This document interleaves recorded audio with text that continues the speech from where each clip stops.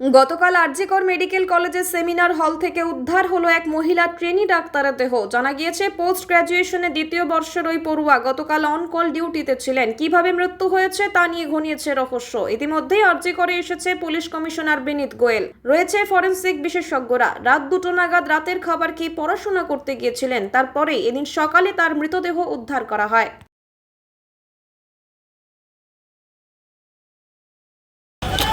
আস্তে আস্তে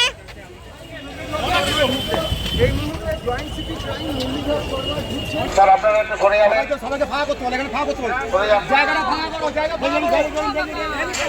আরজিকর পুলিশ ফাঁড়ির পক্ষ থেকে সমস্ত রিপোর্টারদের সাথে অনুরোধ, একান্ত আপনারা একটু গেটটা ছেড়ে দেবেন, গেটটা ছেড়ে রাখবেন।